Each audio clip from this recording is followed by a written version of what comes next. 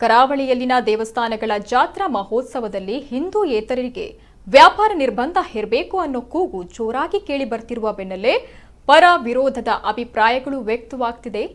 ಕೆಲ ಸಂಘಟನೆಗಳು, ರಾಜಕೀಯ ಪಕ್ಷಗಳು ಬೆಂಬಲವನ್ನ ವ್ಯಕ್ತಪಡಿಸಿದರೆ ಇನ್ನು ಕೆಲವರು ವಿರೋಧವನ್ನ ವ್ಯಕ್ತಪಡಿಸಿದ್ದಾರೆ.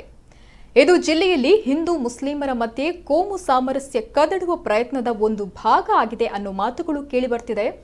ಈ ನಡುವೆ ದಕ್ಷಿಣ ಕನ್ನಡ ಜಿಲ್ಲೆಯ ಬಂಟ್ವಾಳದ ಪುರಾಣ ಪ್ರಸಿದ್ಧ ಪೊಳಲಿಯ ರಾಜರಾಜೇಶ್ವರಿ ದೇವಿಯ ಜಾತ್ರಾ ಮಹೋತ್ಸವವು ಮಾರ್ಚ್ 14ರಿಂದ ಆರಂಭಗೊಂಡಿರುವ ಹಿನ್ನೆಲೆ ಮುಸ್ಲಿಂ ಸಮುದಾಯದವರಿಗೆ ಅಂಗಡಿ ಸ್ಟಾಲ್ಗಳನ್ನು ನಡೆಸಲು ಅವಕಾಶ ಕೊಡಬಾರದು ಅನ್ನೋ ಮನವಿಯನ್ನ ಹಿಂದೂ ಜಾಗರಣ ವೇದಿಕೆ ಮಾಡಿದೆ. ಈ ಕುರಿತು ಬಂಟ್ವಾಳ ತಾಲೂಕಿನ ಹಿಂದೂ ಜಾಗರಣ ವೇದಿಕೆಯು ಆಡಳಿತ ಮಂಡಳಿ ಮನವಿಯನ್ನ ಮಾಡಿದ್ದು ಒಂದು ವೇಳೆ ಅವಕಾಶ ಮಾಡಿಕೊಟ್ರೆ ಯಾವುದೇ ತೊಂದರೆ ಅಥವಾ ಯಾವುದೇ ಅನಾಹುತಗಳು ಆದಲ್ಲಿ ಜವಾಬ್ದಾರರು ನೀವೇ ಎಂಬ ಎಚ್ಚರಿಕೆಯನ್ನ ಸಂಘಟನೆಗಳ ಮುಖಂಡರು ನೀಡಿದ್ದಾರೆ.